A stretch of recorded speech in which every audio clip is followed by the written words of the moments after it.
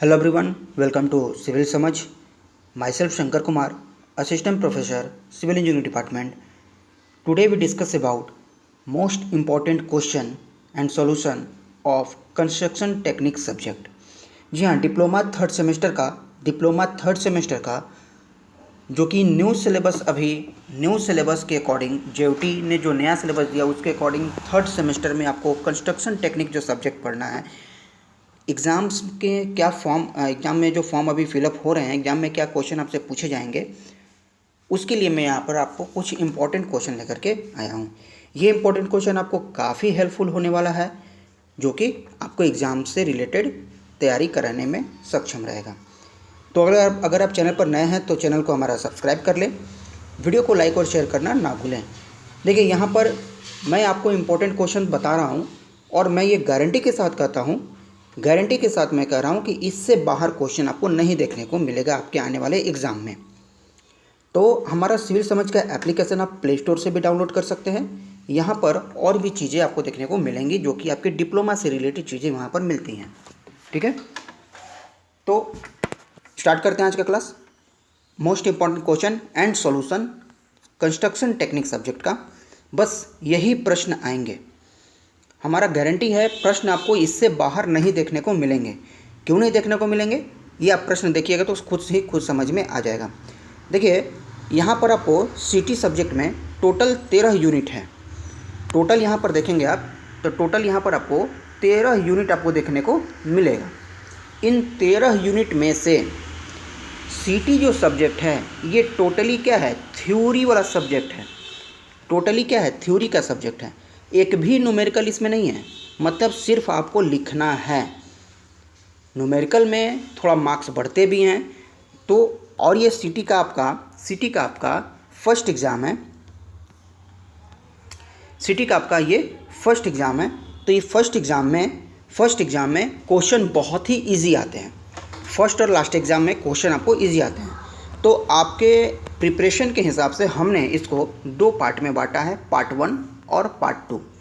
Part 1 में हमने add किया है right A short notes on, और पार्ट 2 में हमने ऐड किया है लॉन्ग क्वेश्चन को। ठीक है, तो 13 यूनिट, एक यूनिट का नोट्स आप कम से कम बनाएंगे तो आपका 15 से 20 पेज का जाता है। 13 यूनिट का सोच लीजिए कितना होगा। लेकिन इम्पॉर्टेंट क्वेश्चन जो हमने दिया है, आप सिर्फ इतना प्रिपेयर कर लेते हैं, इसका सॉल्यूशन अगर आप प्रिपेयर कर लेते हैं तो आपका बहुत ही आसान हो जाएगा मार्क्स उठाना इस एग्ज़ाम में। ठीक है, तो इसे नज़रअंदाज नहीं करना है। क्वेश्चन आपको क्या आएगा किसी को अंदाज़ा नहीं होता है, लेकिन हमारा कुछ एक्सपीरियंस है, तो हमारा कुछ एक्सपीरियंस के हिसाब से हमने कुछ अंदाज़ा लगाया है क्वेश्चन का। इतना क्वेश्चन अगर आप करके जाते हैं तो आप ज़रूर अच्छे नंबर से पास होंगे। ठीक है, और तो चलिए स्टार्ट करते हैं अपना क्लास में। सबसे पहले राइटेड शॉर्ट नोट्स ऑन हम चेक करेंगे। राइटेड शॉर्ट नोट्स ऑन में आपको लिखना होगा बियरिंग कैपेसिटी ऑफ सॉइल का बियरिंग कैपेसिटी, लोड सहने की क्षमता कितनी है उसके बारे में। देखिए, राइटेड शॉर्ट नोट्स या तो 2 मार्क्स का या तो 4 मार्क्स का होता है। तो पहला question, bearing capacity of soil की सहन क्षमता कितनी है, वो कैसे हम लोग कैलकुलेट करते हैं।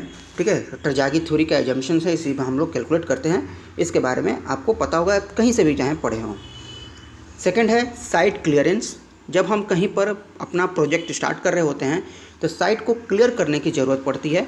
खरपतवार हटाना, मिट्टी अगर ऊबड़ खाबड़ है तो उसको टेम्परिंग करना, ये सभी चीज़ें यहाँ पर आती हैं। ठीक है, तो साइट क्लियरेंस के बारे में आपको लिखना होगा 2 नंबर या 4 नंबर के लिए, तो आप इसको 50 से 60 शब्दों में आप अपना लिख सकते हैं। अगला क्वेश्चन है shoring and its types. Shoring temporary structure होते हैं, वर्टिकल सपोर्ट्स, उसमें इंक्लाइन सपोर्ट्स दिए जाते हैं टेम्प्रोरी के लिए, ताकि हमारा जब कंस्ट्रक्शन हो रहा होता है तो हमको दीवार या फिर गेट वगैरह लगाने के लिए कुछ सपोर्ट देते हैं, उसको हम लोग सोरिंग कहते हैं। कितने तरह के होते हैं इसके बारे में आपको लिखना है। सॉइल नेलिंग क्या होते हैं, सॉइल की स्टेबिलिटी बढ़ाने के लिए हम लोग कुछ इक्विपमेंट यूज करते हैं। ठीक है, ग्राउटिंग करते हैं, उसमें रॉड इंस्टॉल करते हैं ताकि स्टेबिलिटी ऑफ स्लोप बनी रहे। तो सॉइल नेलिंग के बारे में भी आपको लिखना होता है। एंटी टर्माइट ट्रीटमेंट, मतलब दीमक ना लगे, फंगस ना लगे, इसके लिए आप क्या ट्रीटमेंट करेंगे वो आपको लिखना होता है। फाउंडेशन इन black cotton soil. Black cotton soil एक एक्सपेंसिव सॉइल होता है जिसकी पोरोसिटी, वाइड रेशियो, कंप्रेसिबिलिटी सब वगैरह नॉर्मल सॉइल से बिल्कुल ही अलग रहती है। तो वहाँ पर किस तरह का फाउंडेशन आपको करना चाहिए इसके बारे में आपको लिखना होता है। ठीक है, ब्लैक कॉटन सॉइल में फाउंडेशन करना थोड़ा सा मुश्किल होता है आम सॉइल के रिस्पेक्ट में। प्लिंथ बीम क्या होता है, सुपर स्ट्रक्चर से नीचे और ग्राउंड लेवल के ऊपर जो पहला बीम दिया जाता है वही प्लिंथ बीम होता है। ठीक है, तो इसके बारे में भी आप इसको लिखना पड़ेगा आपको, और पॉसिबल हो तो आप डायग्राम जरूर बना दें। पार्टीशन वाल क्या होते हैं, तो घरों में जो हमारे नॉर्मल वॉल्स होते हैं वो पार्टीशन वाल होते हैं, ताकि दो रूम के बीच में उनको पार्टीशन किया जा सके, सेपरेट किया जा सके स्पेस के लिए, उनको हम लोग पार्टीशन वॉल के नाम से जानते हैं। स्ट्रक्चरल ग्लेजिंग क्या होते हैं, ठीक है, ऐसा स्ट्रक्चर जो कि ग्लेज करे, मतलब पारदर्शी हो, वो इस टाइप का आपका स्ट्रक्चरल ग्लेजिंग आप यूज करते हैं। लिंटल क्या होते हैं, लिंटल मतलब दरवाजे या खिड़की के ऊपर जो हम ओपनिंग रखते हैं, वो ओपनिंग के ऊपर जो आपका ब्रिक्स का जो वॉल बनाते हैं उसको सपोर्ट करने के लिए जिस स्लैब का यूज करते हैं उसको हम लोग लिंटल कहते हैं। ठीक है, तो ये सभी चीज़ें आप अपने में इंक्लूड कर सकते हैं। सन ब्रेकर मतलब जो सन की जो लाइट्स आती हैं, सन लाइट्स को रोकने के लिए किसका आप यूज करेंगे, वो आपको सन ब्रेकर के नाम से जाना जाता है। सनशेड उसी का पार्ट्स होते हैं। पोर्टिको जो बिल्डिंग के बाहर थोड़े से पार्ट्स जो बाहर निकाल दिए जाते हैं ताकि बिल्डिंग का एस्थेटिक एक लुक बनता है, वो उसको हम पोर्टिको कहते हैं। समटाइम्स ये पार्किंग में भी यूज होता है ताकि एक शेड के रूप में भी कार्य करता है। कैनोपी क्या होता है, टेम्प्रोरी ये शेल्टर होते हैं, शेल्टर प्रोवाइड किए जाते हैं, जो कि आप अगर कहीं किसी का प्रचार देखते हैं, किसी कंपनी का कोई सिम ब्रिकेट जो भी बेच रहे होते हैं, तो बाहर एक कपड़े का क्लॉथ का बना हुआ एक शेल्टर बना लेते हैं, उसको हम लोग कैनोपी के नाम से जानते हैं। ठीक है, हेडरूम सीढ़ी के ऊपर, सीढ़ी और स्लैब के बीच में जो स्पेस रहता है, मतलब आप कितने खड़े रहें, आप इस तरह से सीढ़ी पर मूव करें कि स्लैब से ना टकराएं, वो आपका हेडरूम कहलाता है। जो स्पेस बच गया आपके हेड के ऊपर और स्लैब के ऊपर में, वो आपका हेडरूम कहलाता है। डायग्राम में देखेंगे तो आप इसको समझ में बिल्कुल आ जाएगा। ठीक है, ये आपका 15 क्वेश्चन आ गया एक साइड का। नेक्स्ट है रैंप क्या होता है, जो एक्सीलेटर यूज करते हैं, जो सीढ़ी आप यूज करते हैं उसमें रैंप होते हैं जो कि कंटिन्यूअस रहते हैं, उसमें स्टेप्स नहीं रहते हैं, रैंप कहा जाता है। एक्सीलेटर क्या होता है, स्वचालित सीढ़ी। ठीक है, तो उसके बारे में आपको लिखना होता है। लिफ्ट पिट क्या होते हैं, जिस बॉक्स में आप लिफ्ट का यूज करते हैं, जिसमें आप अप एंड डाउन मूवमेंट करते हैं ground level to top floor, lift pit होता है। फॉर्मवर्क के मतलब सांचा, किसी चीज़ को बनाने के लिए एक स्पेसिफाइड डायमेंशन का आपको एक मोल्ड रहता है जिसको हम लोग फॉर्मवर्क कहते हैं। ठीक है, शटरिंग क्या होते हैं, शटरिंग मतलब कि आपको सब ड्यूरिंग कंस्ट्रक्शन टेम्प्रोरी सपोर्ट की ज़रूरत पड़ती है। ठीक है, टेम्प्रोरी सपोर्ट्स के बीच में जो आप पैनल यूज करेंगे उसको हम लोग शटरिंग के नाम से जानेंगे। स्काफ फोल्डिंग क्या होते हैं, जो आपको सपोर्ट रहता है, वर्टिकल स्काफ फोल्डिंग कहते हैं। स्टैगिंग क्या होता है, कंस्ट्रक्शन से रिलेटेड होते हैं सभी चीज़ें। सेंटरिंग क्या होते हैं, पैनल को किस तरह से सेंटर टू सेंटर अटैच करेंगे, ये सभी चीज़ें आपसे ज़रूर पूछी जाती हैं। पिच रूप और उसका टाइप कौन सा आता है, पिच रूप का मतलब ऐसा रूप जिसमें स्लोप किया हुआ है, वो हमको पिच रूप से नाम से जानते हैं। इसके कम से कम आप 5 टाइप्स जरूर याद करके जाइएगा। ठीक है, अगला क्वेश्चन है फॉल सीलिंग। फॉल सीलिंग मतलब जो हम छत बनाते हैं और उसके नीचे हम फॉल्स सपोर्ट देते हैं, ताकि अगर हम उसमें कुछ वायरिंग किए हुए हैं, कुछ डिजाइनिंग किए हुए बाहर से चाहते नहीं दिखे, उस तार को छुपाना होता है, उस स्ट्रक्चर को छुपाना होता है, तो फॉल सीलिंग हमें करना पड़ता है। ठीक है, DPC and material use for DPC, dam proof course, ताकि आपका नमी, ग्राउंड लेवल की नमी ऊपर तक ना पहुँचे, तो बीच में हम लोग कंक्रीट का एक लेयर बिछाते हैं, उसको कहते हैं डीपीसी। नेक्स्ट है टेरेस वाटर प्रूफिंग, जो छत का जो सबसे टॉप पार्ट है छत का, उसका वाटर प्रूफिंग, ताकि पानी लीकेज ना करे उसके नीचे वाले फ्लोर पर, तो टेरेस का वाटर प्रूफिंग होता है। पेंटिंग, डिस्टेम्परिंग, वार्निशिंग, इस सब के बारे में भी आपको लिखना पड़ेगा। Formwork failure and it's remedies, formwork fail क्यों कर जाता है, क्या उपाय है कि उससे हम लोग बचेंगे। And the last one is flooring and its types. Flooring क्या होते हैं, फ्लोरिंग्स मतलब कि आपका जो ग्राउंड फ्लोर है, फर्स्ट फ्लोर है, सेकंड फ्लोर है, जिस पर हम लोग मूवमेंट करते हैं, उसका हम लोग एक स्लैब ढालने के बाद या तो लकड़ी का, या तो मार्बल का, टाइल्स का, ग्रेनाइट का, जिस किसी का भी मटेरियल यूज करके एक स्मूथ सरफेस देते हैं ताकि हमारा मूवमेंट, वॉकिंग ईजी हो, उसको हम लोग फ्लोरिंग कहते हैं। कितने टाइप्स के होते हैं फ्लोरिंग का, आपको ये टाइप्स आपको याद रखना होगा जो आपके सामने हमने यहाँ पर बताया हुआ। तो right A short notes on में आपको इतना टॉपिक, कम से कम इतना टॉपिक आपको कवर करके जाना ही पड़ेगा।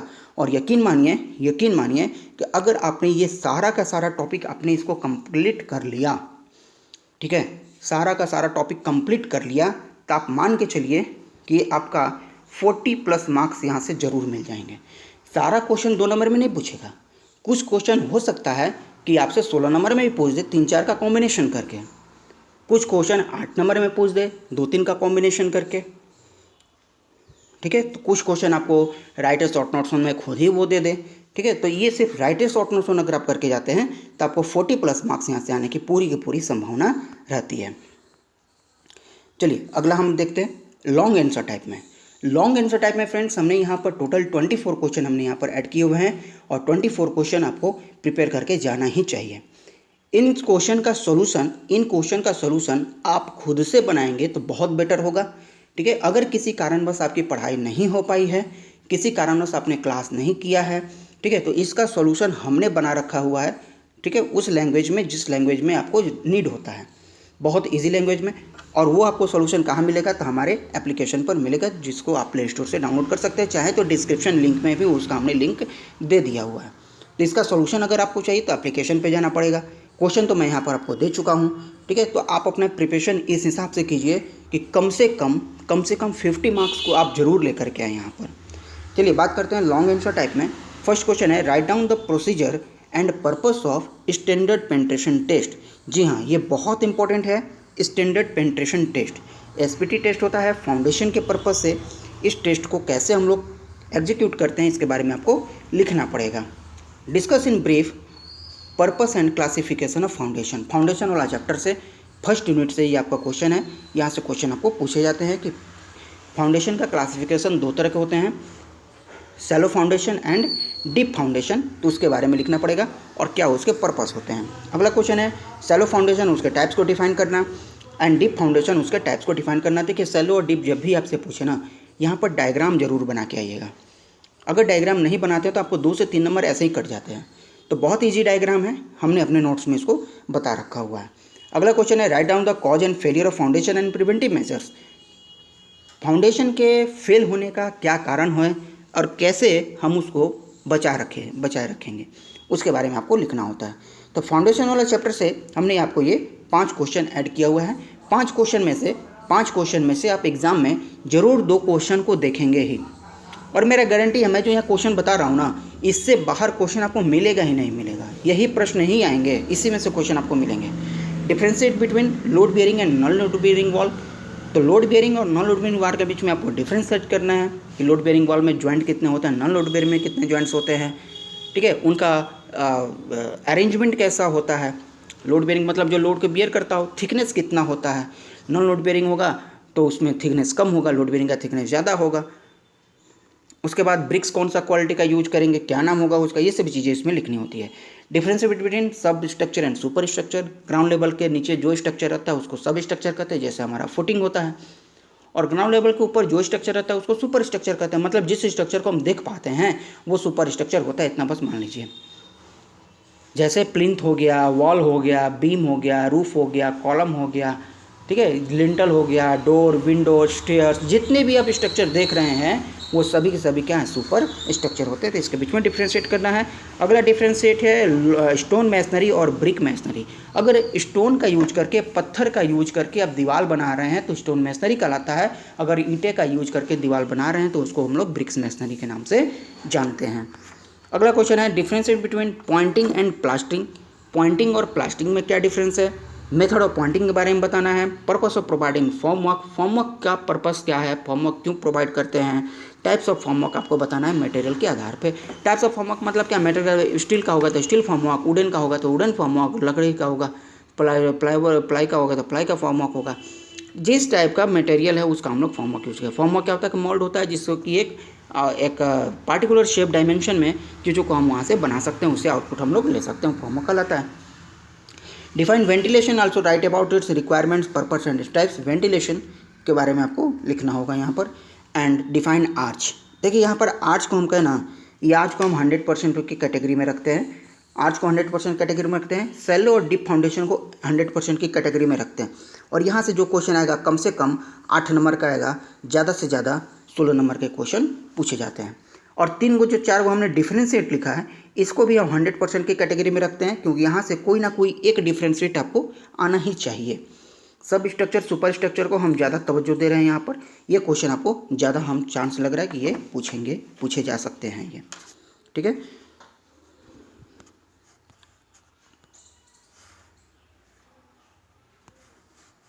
चलिए अब बात करते हैं अपने अगले क्वेश्चन की तरफ का। Right down the objective and plastering and requirement of good plaster. Plastering क्यों करते हैं, उसका क्या उद्देश्य होता है, ठीक है, उसका लिखना है। और अच्छे प्लास्टर की क्या खूबी होनी चाहिए। इजी वर्केबिलिटी अच्छी होनी चाहिए ताकि इजीली प्लेस हो सके वहाँ पर, ठीक है, ज़्यादा टाइम नहीं लगे उसको हार्ड होने में। आपको क्या क्या रिक्वायरमेंट है गुड प्लास्टर के बारे में, इसको आप 8 नंबर के लिए इसको आप प्रिपेयर करके जा सकते हैं। 8 नंबर से ज़्यादा ये क्वेश्चन आपसे नहीं पूछा जाएगा। चलिए अगला क्वेश्चन है, व्हाट इज़ डैम्पनेस। डैम्पनेस क्या होते हैं, also describe cause effect and prevention of dampness. तो डैम्पनेस मतलब कि नमी का क्या कारण हो सकता है, क्या प्रभाव पड़ते हैं और कैसे हम इससे बच सकते हैं, इसके बारे में लिखना है। 8 नंबर के लिए इसको भी आप प्रिपेयर करके जा सकते हैं। Water proofing technique for swimming pool हो गया, सम्प हो गया, podium, bathroom, sunken slab, water closet, retaining wall, इस सब के लिए वाटर प्रूफिंग कैसा होना चाहिए, इस पर आपको थोड़े लिखने होंगे। यानी कि सभी आपको 30 से 40 वर्ड में सबके बारे में आपको लिखना होगा। तो आप इस चीज़ को 16 नंबर के लिए प्रिपेयर करके जा सकते हैं। Define stair and draw neat sketch बहुत इंपॉर्टेंट है, बहुत ज़्यादा 100% की कैटेगरी में अगेन इसको रख सकते हैं कि स्टेयर्स का एक आपको डायग्राम बनाना होगा। उसमें बताना होगा कि राइज, थ्रेड, उसके बाद नोज, स्कोटिया, ये सब होते क्या हैं, वेट स्लैब क्या होता है, ब्लास्टर क्या होते हैं, हैंडल्स क्या होते हैं, निवल पोस्ट क्या होते हैं, ये सब के बारे में आपको इसमें लिखना होगा डायग्राम बना करके। तो 16 नंबर के लिए इसको भी आप प्रिपेयर करके जा सकते हैं। Right down the type of scaffolding, material use for scaffolding, बहुत इंपॉर्टेंट है। स्काफोल्डिंग के बारे में भी आपको लिखना होगा। फ्लोर एंड इट्स टाइप्स, देखिए फ्लोर को हमने वहाँ भी ऐड किया हुआ है फ्लोरिंग मटेरियल में, राइट शॉर्ट नोट में भी। तो आप उसको एक प्रिपेयर करेंगे तो दोनों आपका प्रिपेयर हो जाएगा। तो discuss in brief suitability of flooring material, कौन कौन सा फ्लोरिंग मटेरियल आप यूज कर सकते हैं। क्लेडिंग वर्क क्या होता है, क्लेडिंग वर्क के बारे में देखिए ये भी आपको बहुत ज़्यादा इंपॉर्टेंट है, इसको आप इग्नोर करके ना जाए। Cladding work, importance and suitability of cladding work 100% category में इसको भी हम रखते हैं यहाँ पर।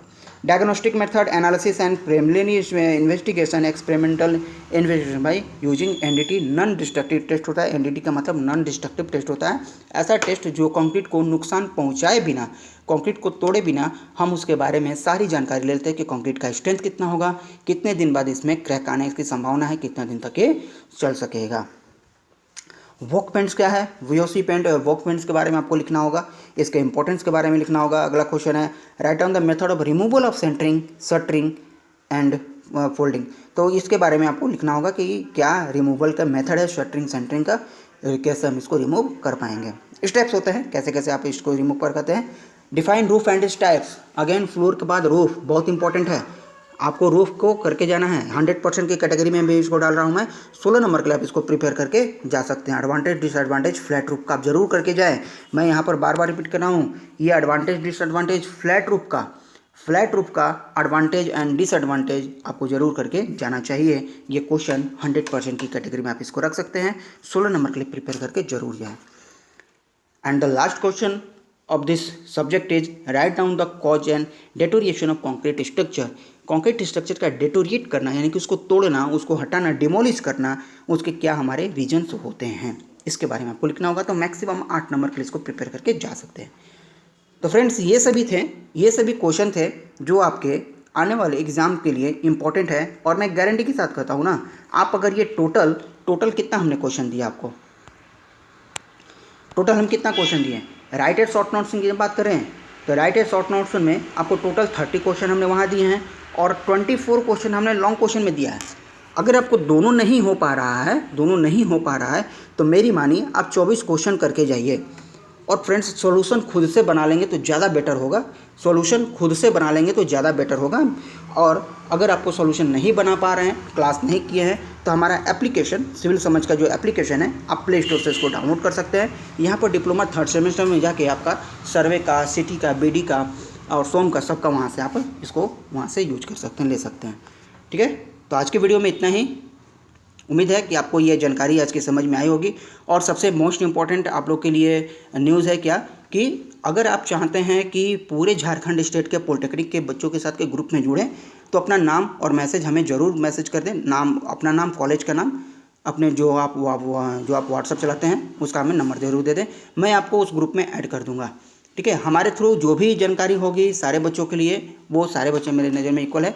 ऑल पॉलिटेक्निक, झारखंड स्टेट का ऑल पॉलिटेक्निक के स्टूडेंट का ग्रुप है, उसमें आप ज़रूर ऐड हो जाएं। आपके लिए जब तक आपका डिप्लोमा खत्म नहीं होता उस ग्रुप में आपको मैसेज मिलते ही रहेंगे टाइम टू टाइम। डिस्क्रिप्शन में लिंक है, आप वहाँ से भी जा करके ज्वाइन कर सकते हैं। ठीक है, तो मिलते हैं अपने नेक्स्ट क्लास में कुछ नए टॉपिक के साथ। Thank you.